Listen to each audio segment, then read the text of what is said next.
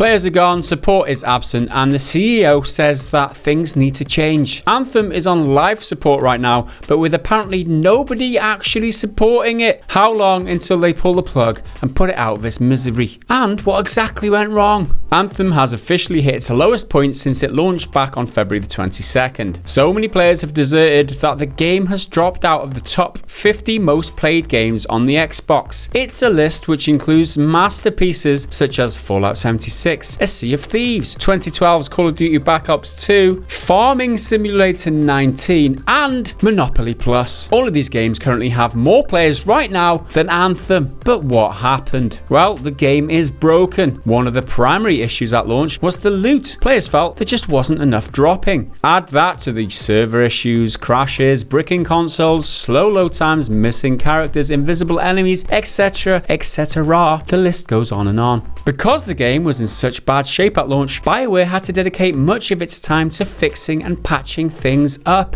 So much time, in fact, that back on the 23rd of April, only 10 weeks after the launch, Bioware announced that it was behind on its updates for the game. The content roadmap was officially delayed. Not only was the game not ready at launch, but now the service in Games as a Service wasn't being delivered as promised either. And with the players counting on that new content to keep the game alive, they just lost interest. And today, as of recording this video, players have had no official updates in over a month. Not so much as even a single tweet from the official Twitter account. With such apparent lack of enthusiasm from the development team, you can't blame players for losing interest and moving on. And in turn, that became a problem for the players who stuck around. With player numbers dwindling, matchmaking was harder for the players who remained. Finding a match in an online multiplayer game without a decent player base is almost impossible, so more players left. But there may still be hope for the game yet. The Cataclysm update is part of the delayed content and is due to be announced properly before the end of this month. Bioware have promised that it will bring new challenges, rewards and stories, and is currently a big focus for the team. It might just provide the shot in the arm that the game so critically needs. Anthem has performed so badly that it's forced EA CEO Andrew Wilson to rethink his approach. A little over 2 weeks ago, during EA's recent Q4 2019 financial results conference, Wilson said that the company will be looking at new launch strategies in future. But for everyone else looking from the outside, the answer is pretty obvious, Andrew. Don't rush your games. Release them when they're ready. Don't pressure your development team to push the game out of the door just to meet some financial deadline. Because without all those launch issues and Bioware free to focus on game improvements, not just firefighting, Anthem may well be flourishing today. But this is EA we're talking about, so they'll probably find some other excuse. And that's the problem with EA. They're focused on making money for the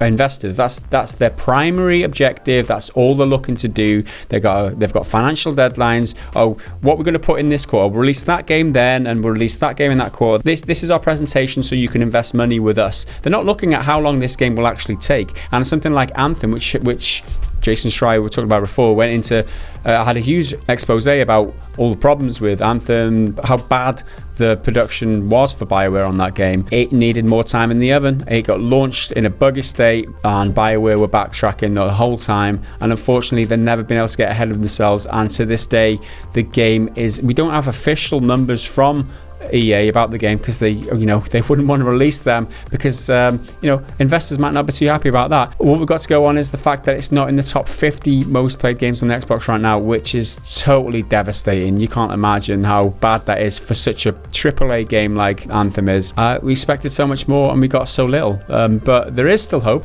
You look at games like No Man's Sky, the total different game you could say, but it's game as a service. It was supported well gone into the future, and players came back. But 2 years later, it's a different game, and they fixed it all up. All the issues at launch, had a horrible launch, but now it's in an awesome state.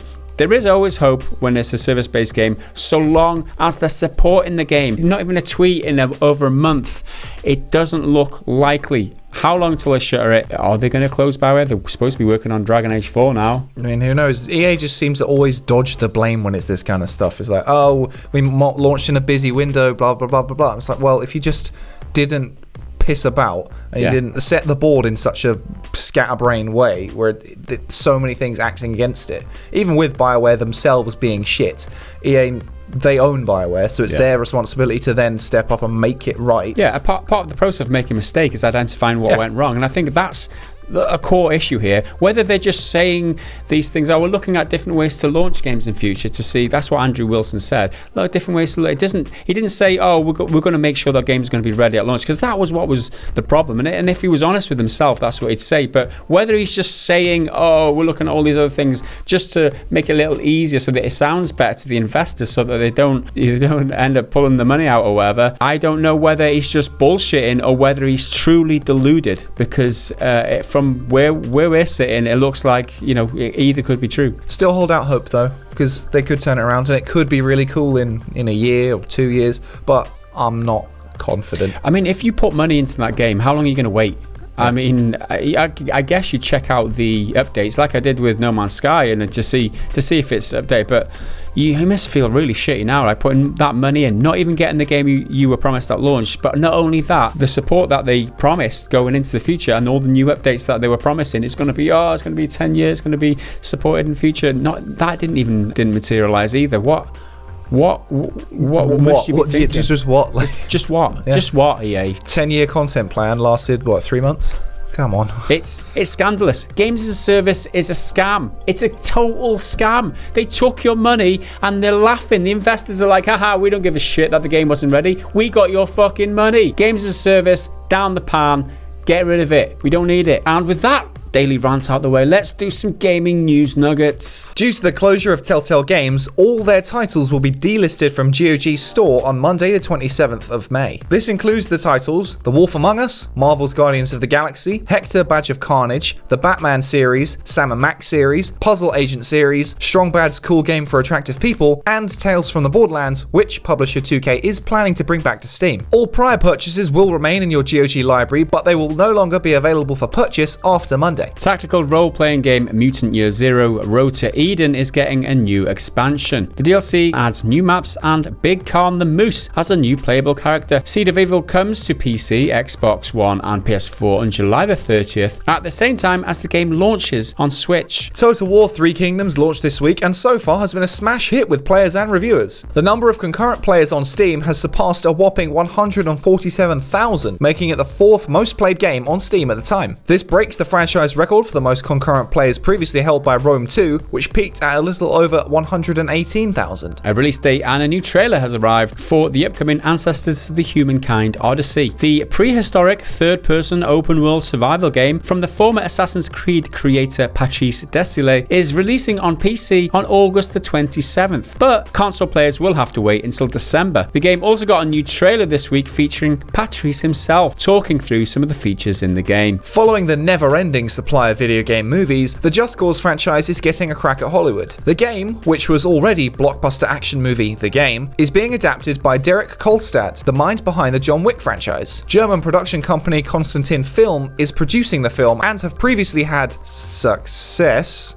with the Resident Evil movies. Lovecraftian-inspired mystery horror game The Sinking City got a new trailer this week. Trailer shows off various locations in the game. The Sinking City launches in a little over a month on the 27th of June for Windows PC, PS4 and Xbox One. The iconic team of Marvel Comics mutants, the X-Men, is joining the roster of Marvel Ultimate Alliance 3. The new trailer shows off the likes of Magneto, Nightcrawler, Psylocke, Scarlet Witch, and even the Merc with a Mouth himself, Deadpool. The game is out on the 19th of July exclusively on the Nintendo Switch. As expected, Cyberpunk 2077 will be shown off at E3 this year, and fans can look forward to some new gameplay. Unfortunately, the game will not be playable at the event, although CD Projekt Red CEO Adam Kaczynski has promised that they will be more prominent at E3 than they were last year. If they find a way to surpass the excitement generated by the 48-minute gameplay demo unveiled last year, then we're looking forward to it already. Release date, anyone? We've seen Fortnite suit up with Marvel, we've seen them load up with John Wick, and now we'll be able to lace up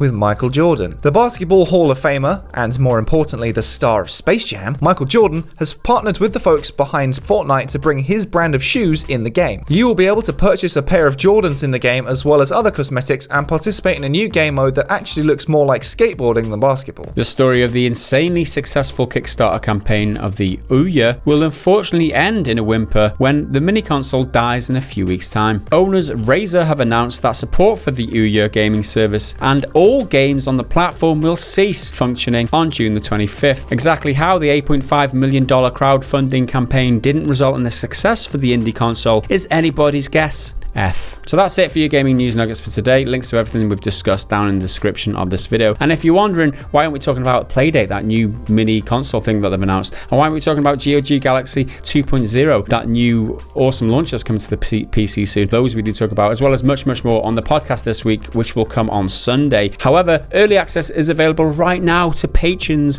over at patreon.com/Pretty Good Gaming. Right, let's do a joke. So this joke comes from our Discord channel, which you'll also get access to if you're a member of Patreon at patreon.com/Pretty Good Gaming. So this one comes in from Tons, again, regular contributor. Love everything you do. At first, I thought I was marrying an archaeologist, but then I found out she was a gold digger and my life is in ruins. Good one. I like it because even if you just had My Life is in Ruins or The Gold Digger, it would still work. And then you get both. Two little puns in there. It's wicked. Love it. Double whammy. Cheers, Tons. Last week, a Republican senator by the name of Josh Hawley from Missouri proposed a bill to ban all loot boxes and microtransactions in video games played by minors. That bill, titled A Bill to Regulate Certain Pay-to-Win Microtransactions and Sale of Loot Boxes in Interactive Digital Entertainment Products and for Other Purposes, has now been filed. This sounds like a victory for those against pay-to-win gambling bullshit, but the reality is not actually that clear, and there are many caveats to the bill. The bill defines loot boxes as an add-on transaction to an interactive digital entertainment product that, in a randomized or partially randomized fashion, unlocks a feature of the product, or adds to or enhances the entertainment value of a product, or allows the user to make one or more additional add-on transactions that the user could not have made without making the first add-on transaction, and the content of which is unknown to the user until after the user has made the first add-on transaction. Basically, a loot box is a random transaction that adds to or changes the game in one way or another. I think we can all agree on that. This all sounds good, right? Things do get a bit murkier with the bill's definition of a pay-to-win microtransaction, which is very broad. It covers everything from competitive gameplay advantages over other players to narrative-based games where a microtransaction will allow you to progress through the story. Many of the clauses here hinge around the idea of making things easier or assisting the player rather than outright unlocking things, which is defined as an add-on transaction. In essence, everything from stat buffs or XP boosters in Assassin's Creed to guns in Call of Duty will fall into the pay-to-win bracket. The bill also highlights that it will be unlawful to update a game aimed at minors with pay-to-win microtransactions or loot boxes, meaning no more post-launch microtransactions. Things like difficulty modes, cosmetic alterations, and additional game content will be excluded because they don't make your experience easier, meaning they don't fall under their definition of pay-to-win microtransactions, which are under scrutiny. This definition may prove problematic for some gamers who see absolutely no problem with microtransactions in single-player games because it only affects the player's own experience and no one else's. Others oppose the entire concept of microtransactions, competitive or single-player, and will likely be fine with the absolute abolishment of all microtransactions. For some, it all hinges on whether the game is a premium product or a free-to-play title. Things get really interesting when the bill defines a minor-oriented video game. This essentially lists every aspect of any video game: visual content, language, music, characters, and animations. The list goes on. Not selling loot boxes and microtransactions to minors is something we can all get behind, but when pretty much every game on the market falls under one of these vague descriptors, things start to become potentially problematic. Things also get a bit tricky when the bill says that it is unlawful for a game publisher to publish an interactive digital entertainment product that is not a minor-oriented game if the publisher has constructive knowledge that any of its users are under the age of 18. This pretty much means that if a child plays a game for adults that has microtransactions and loot boxes in it and the publisher knows about it, the publisher has still broken the law. The bill is likely to come under some alterations when or if the Senate approve a unanimous request to bring it to the floor and debate it. That was a lot of words. Commas, man, commas. Legal jargon is so boring, right? It's all clauses and sub-clauses. And it's if this, then that, and if that, then this, and if that. I mean, the bottom line is, if it all works to clarify for the legal people what is allowed and what isn't, I mean, that's what's required. I mean, we didn't have to troll through it. Well, we do because we're reporting it. And there was a lot of trolling. Give us the layman speak on it. Like, do you know what I mean? The big problem for me is they say that publishers aren't allowed to pitch their games to under 18s if they've got these these loot boxes in. How do they regulate that? Right, that's one sticking point. How do they make sure that publishers aren't gearing towards kids? And what restrictions do these publishers have to put in place to make sure that doesn't happen. There has to be some sort of regulation there to say you have to do this to ensure that under 18s can't access your game. What that actually is going to pan out and look like is another question. And their pay-to-win stipulations are a bit weird, because most of it, you would think when you hear pay-to-win, you assume competitive, but a lot of the clauses in it are just about anything that makes your game easier in any way. Well, pay to win is such a loose term anyway. Everyone has a different idea of what pay to win means. So pay to win should be thrown out the window. It should be like pay to progress or pay to advance. A lot of it comes down to that, because pay to win, if you are going to win, you have to be competitive in some way. And if it's a story-driven game where you're not going for a score or something like that, it's a narrative experience, like a walking sim type game. That's not win, because you don't win because there's no competition or struggle. You're there for the story. But it would be a pay-to-win microtransaction if you get something that allows you to move forward. It's a bit weird. Yeah, pay-to-win is just a bad term. Let's just throw that out the window and say that any loot box or microtransaction that allows you to progress or get an advantage or anything like that, any barrier, any gated content, is from a loot box for a child, shouldn't be allowed. I mean, for me, just ban them all. Just get rid of all these microtransactions. It's bullshit. I came from back in the day when you pay for a game, you get all the content, and you get cheat codes to add additional content and additional skins and all that sort of shit. It was all there in one package. There was none of these like credit card skimming or whatever they do with these microtransactions these days. It's all bollocks, and they're getting away with it because people are just so used to it. It's all bollocks. I'm very much in the camp of, if it's free to play, put as many microtransactions as you like. I don't like the pay to win ones. Of course, I don't like loot boxes, but if, like a Fortnite, you get all your skins, doesn't do a single thing to your gameplay, and it's a free game, monetize it, go right ahead. That's fair. But then if you're paying 40 quid, 50 quid, $60, whatever, for a game, and then having to pay extra on top for the stuff that just should be there anyway. What are you doing? So there you have your gaming news roundup for Friday the 24th of May. If you enjoyed it, hit the thumbs up button, hit the subscribe button if you're new around here, and hit the bell button if you want to be notified the moment that this video is the freshest that it could ever be. If you want to support the content, head over to patreon.com/prettygoodgaming. It really does help the channel out, and in return you get the podcast early, as well as you get access to the Discord, which is awesome. We will see you again next week. Until then, bye for now.